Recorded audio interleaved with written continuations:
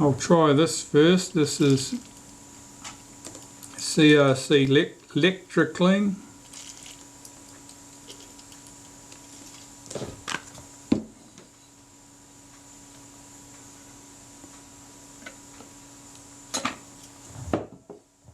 It usually softens up this mess.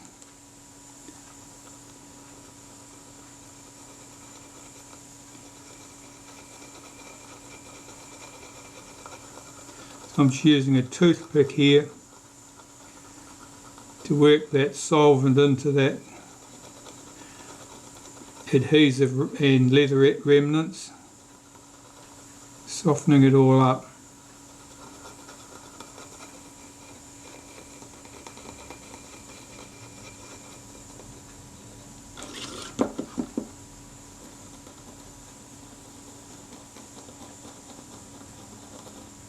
It's evaporating away a bit there. Let's get some more on there.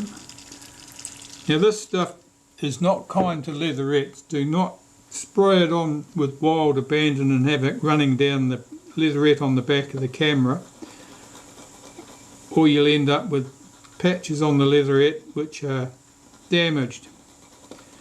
They'll lose their glossy finish. May even look worse than that. Be careful how you apply it. Don't just go crazy spraying it.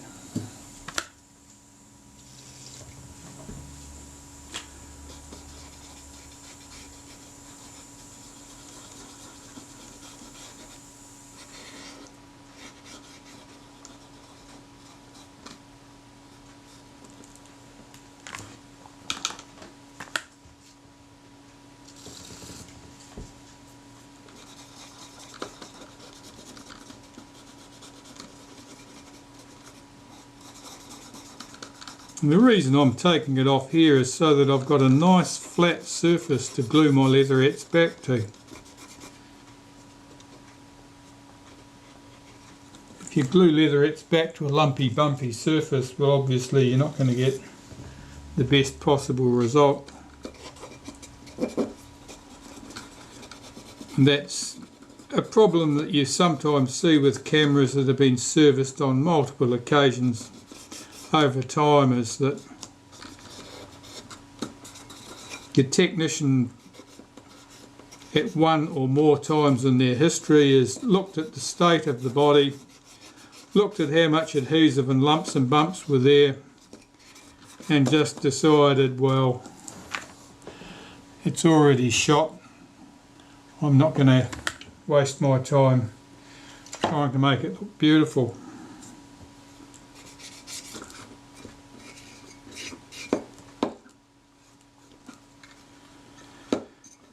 Right, well I think that body is good. That's ready to go.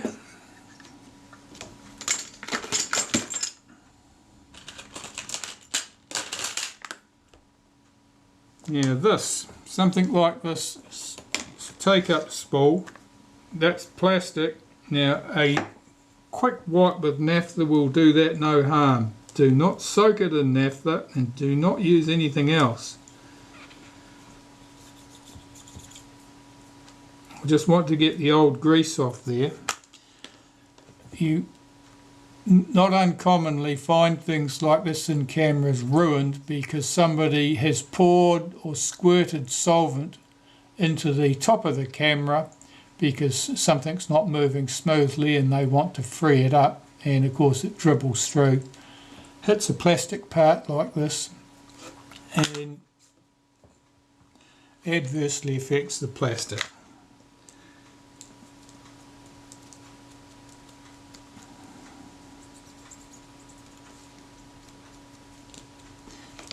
Right, that was a spool, that was the sprocket shaft. Now the take-up film advanced lever, see that's quite clean as these things go. I mean, often these are very discoloured because that surface was never finished anyway. It's not meant to be seen by anyone. It's on the underside, you never really see that. But it gathers up a lot of dirt. It gathers up dirt from people's thumbs as they're swinging the thing around, and it gets dust and dirt in there because it's at the bottom of the camera, and dust and dirt will just settle on a surface like that quite well. And of course it gets the benefit of the grease that runs down from the film advance. So that's a clean example. That's about what you'd expect when it's clean. So this one is very good.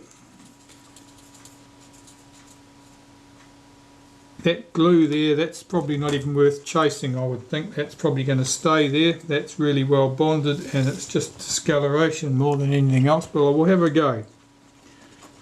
See if this CRC Lectraclean will do anything with that.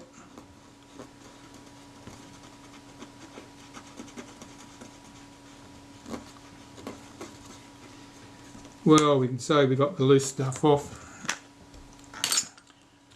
And that only leaves me with these two pieces to tidy up. This I'll do with Lectraclean. Again, I'm trying to get rid of that adhesive. This piece here, Naphtha will clean that up. That's from the top part of the camera. It's not leatherette rubbish we're looking at there. It's simply dust and dirt and grease. Let's run around that. A little bit of corrosion on that edge there.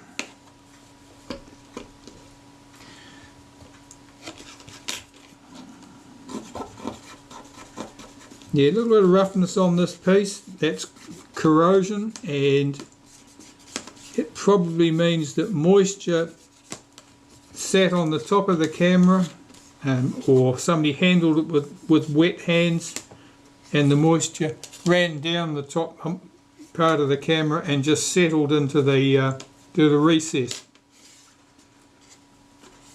It's not a serious problem.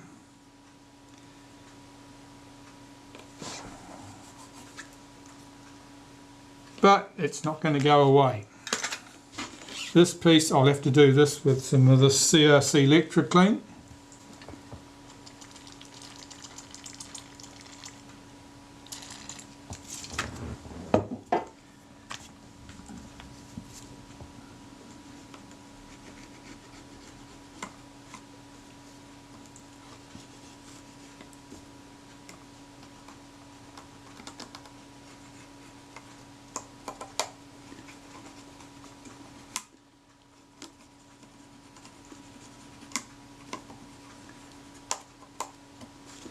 Yeah, that's cleaning up quite well.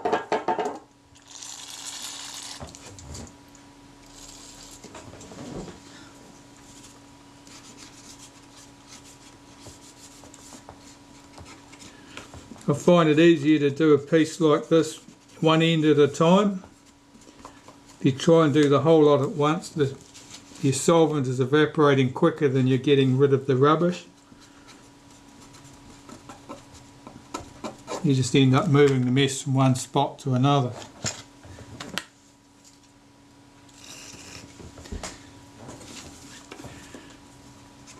And always remember, this is under the leatherette. It doesn't need to appear perfect. You're just wanting to make sure you've got a clean, flat surface for your leatherettes to be glued back to.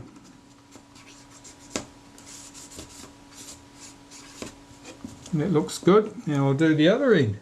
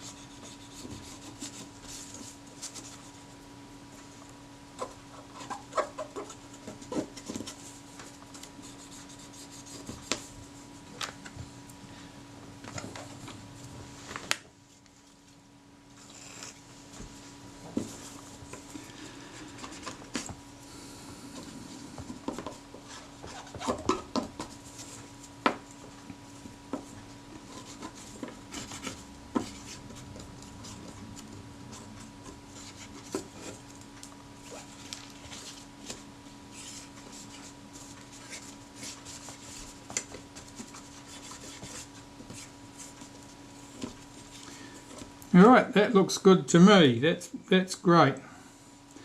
That's a good result. There's a little spot of corrosion right there. Now that would be underneath the film advance lever there. So probably some drop of moisture sat there at some stage. That gets all these parts clean and ready for reassembly. And here are the mechanical parts that need to go back in there. And I'll just pop that to one side. I've got to go and attend to the ultrasonic cleaner where I've got things cleaning for the other camera. Well, as you can see, I've got the parts back from the ultrasonic cleaner. They're all nice and clean and ready to race. So that means I've got to do as I did with the other camera body and clean up all these pieces that need to be cleaned by hand. I'll do much the same as last time. I'll start with this body and see if I can get that remnants of leatherette and adhesive off the base.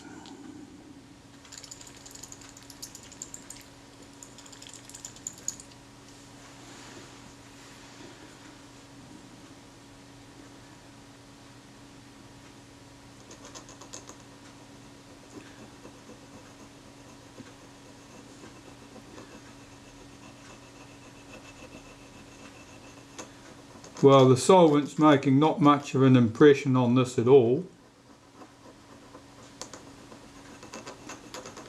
So I'd say that's just not going to work.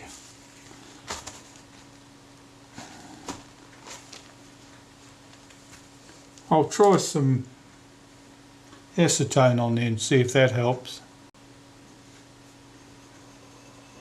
See if this makes any impression on it.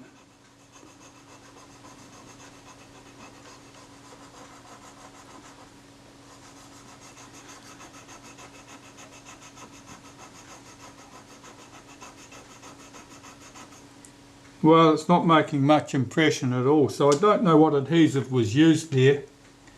Perhaps something formaldehyde based. In any case, that really doesn't want to come off. So I'm just going to scrape that as best I can with the scalpel.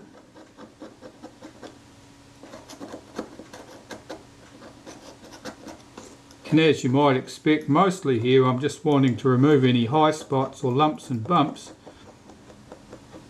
so the leatherettes will fit back as flat as they're ever likely to.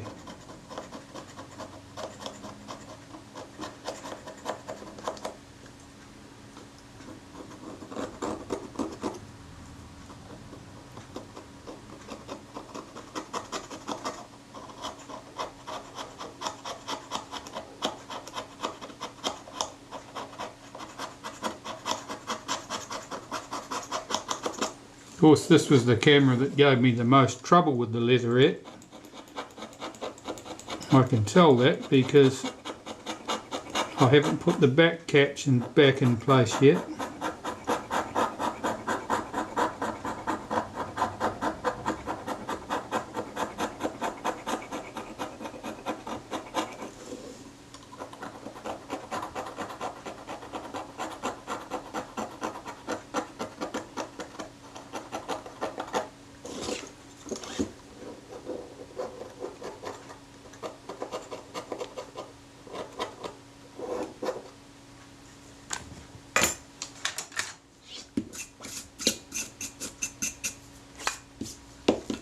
That'll have to do, but the body needs to be cleaned up with naphtha in order to remove any traces of old grease and dust and dirt, so I'll get onto that.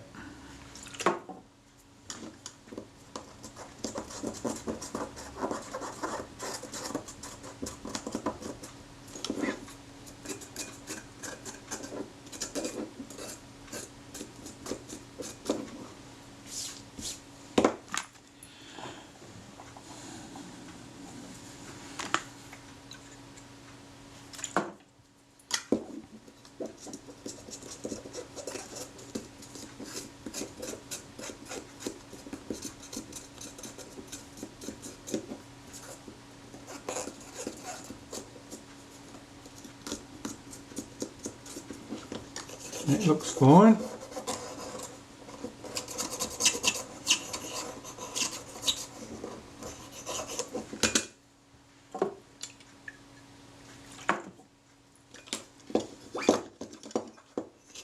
Both of these cameras are unusually clean.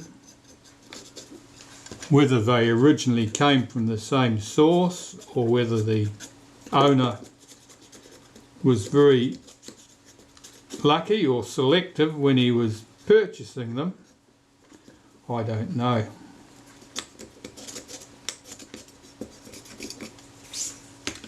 It would certainly be unusual for someone to have two Retina IIIcs cameras that they had purchased new.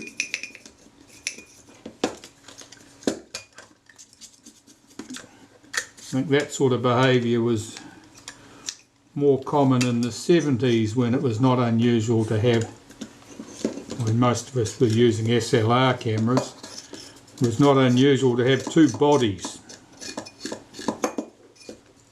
with one set of lenses between them, so that you could move from shooting black and white to shooting colour without any interruption. I know that I certainly used to work like that. It was probably most common to have one more expensive camera, which you thought of as your good camera, and one lesser model that took the same mount that you might use for your other photography. And I suppose if you were mostly focused on taking colour slide film, your best camera would have been the one you used for your colour slides, and the other camera would be the one you used for your black and white film.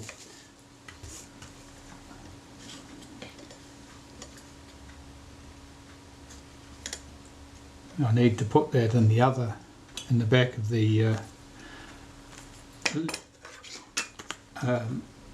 lens standard. Alright, that looks pretty good. I'll do the inside of the body shell.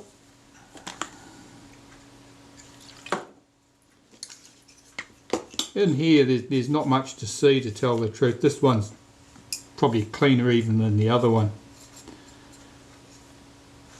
Right, I'll blow the dust out of that and that part's done.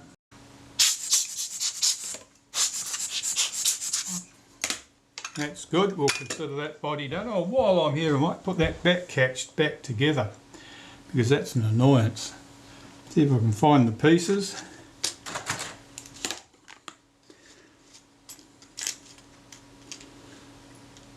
Its return spring is quite like the return spring for the back catch cover, but it's stiffer. It's a heavier gauge of wire. Now, to get this back in place, I've got to hold the catch that you can see here in the downwards position, drop the spring into place. Here is the button, and I need to screw that into place. Now that one there went in very easily with my fingers. They don't always. Here I've got that pin vise which I'm going to tighten on the button.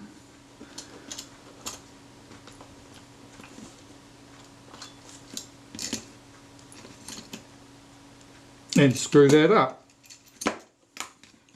Now our button's back in place and the back catch works again. I mean, there's not normally much need to take that button out, but occasionally with cameras you'll find that corrosion or sand or something has got down in this mechanism and that the back catch is very stiff.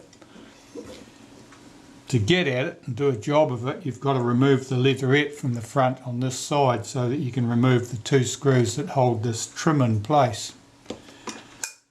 That's easy when the leatherettes are coming off because there's corrosion under them. That's an easy thing to do. If you had a camera where the leatherettes were like this, they're absolutely stuck down beautifully well, very firm and will not want to move at all, then your choices are limited. I wouldn't want to try and remove the leatherettes from the front of this camera body, not after my experience with the leatherette on the base. Anyway, camera body to one side. I'll clean up these greasy bits, and this bit you probably don't need to see. When I reassemble these cameras, I'll reassemble them side by side so I can point out the differences where they exist, because there were always differences in manufacturing. As the models progressed, I imagine that various bright sparks popped their hands up and said, look, I know how we can do that cheaper, or I know how we can do that quicker. And so changes were made. The cameras still had the same name, and from the outside they looked pretty much the same, but sometimes they differed in their details on the inside. Well, I'll be back when I've got these parts clean. I want to put this little fragment of felt back in place, so I've got to glue that in place. And this felt here is obviously flapping in the breeze, so I'll put some adhesive under that.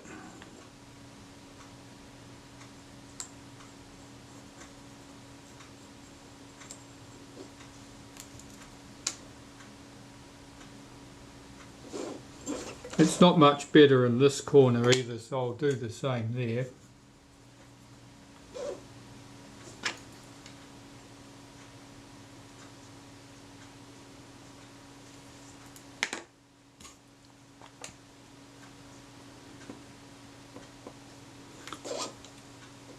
That'll just stabilise that. Now I'll put the other little missing piece in place.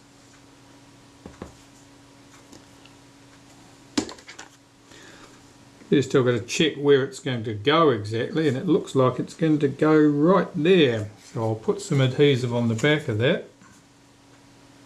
Sorry, I'm working off camera with this piece. I just want to get that glue spread on the back of it. And that will probably go right about there.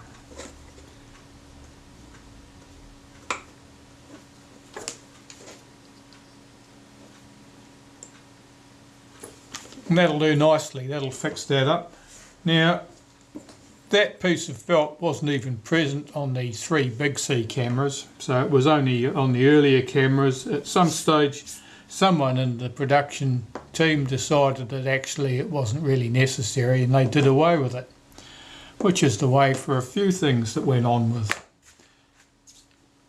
with just about anything that's been manufactured over time. People make minor improvements, mostly to reduce costs so they can sell more of them into the market. Okay, so I'll put that to one side. Well, I have my parts for both cameras all ready and cleaned. I'm going to sort these out now so that I can start reassembling both cameras, and side by side, and I'll be able to point out any differences I see as I go. Well, I've got both bodies sitting here ready to go. All I've got to do is avoid mixing things up. Now, we'll start with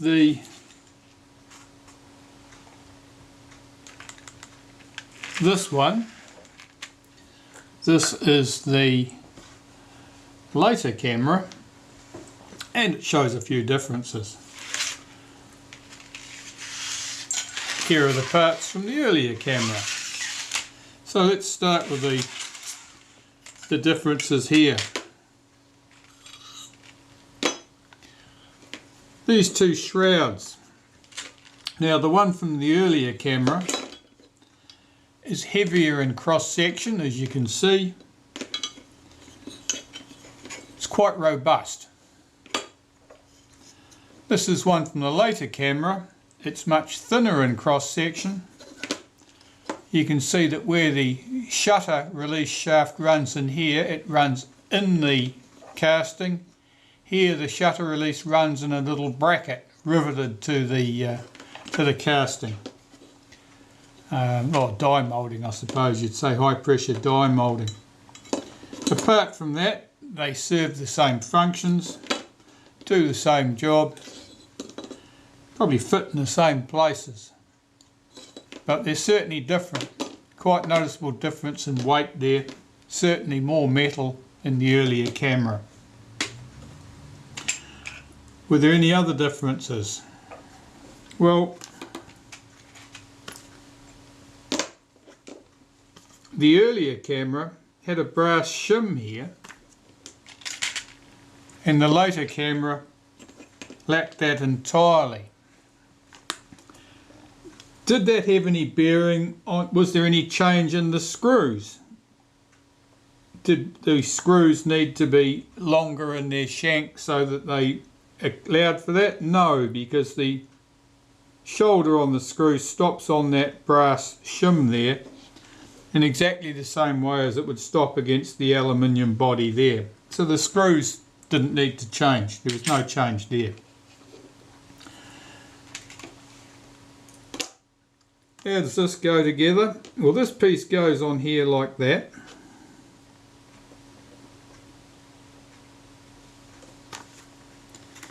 And there are two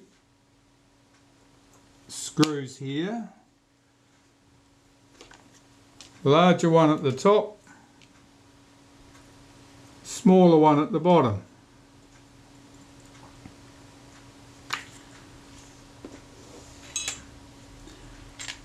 And on its mate over here, from the later camera, we have exactly the same setup. Larger screws at the top, smaller screw head at the bottom. Now both of these have the same arrangement here for the return spring, and the earliest of the cameras lacked that completely. There was no allowance for the return spring on the earliest cameras. I'll just put these screws into position. Let's see if they'll go in easily for me.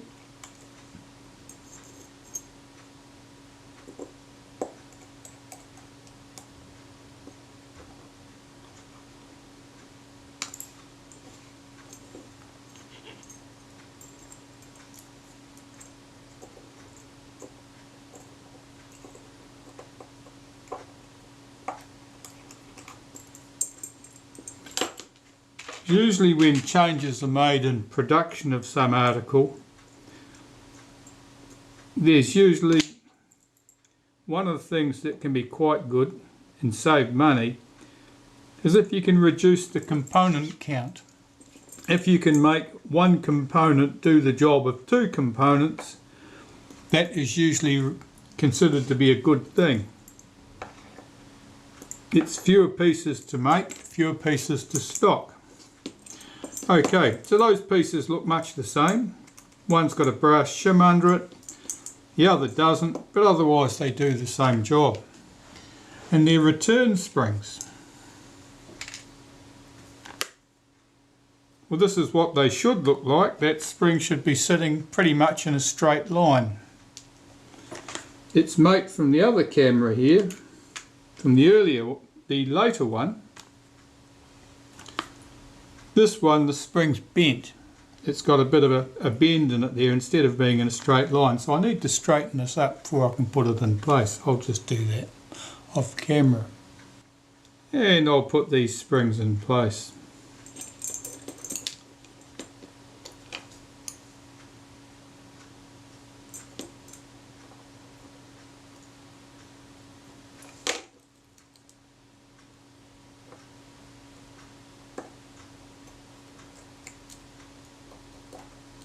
Always a bit of a knack getting that spring into place because it doesn't want to drop down neatly into position, as springs usually don't.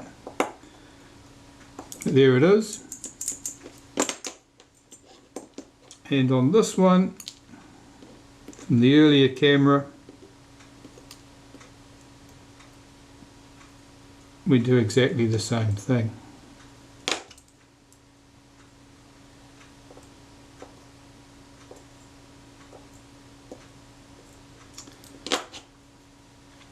If I can get the screw started.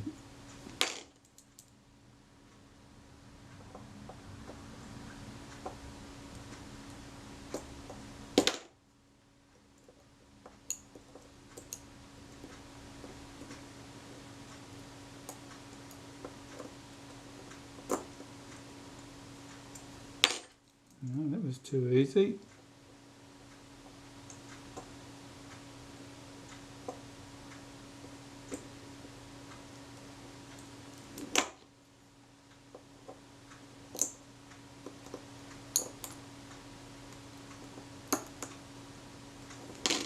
Alright, run that screw down. Seems to work well enough. Right, I'll lubricate both of those pieces with some graphite powder. I don't want to use anything else there because oils and greases tend to get dried out and sticky over time, and graphite powder never does. So I usually just drop a little bit of graphite powder into the little slots that are visible there and just work that backwards and forwards. You can feel as it makes its way down into the mechanism. Same on this one.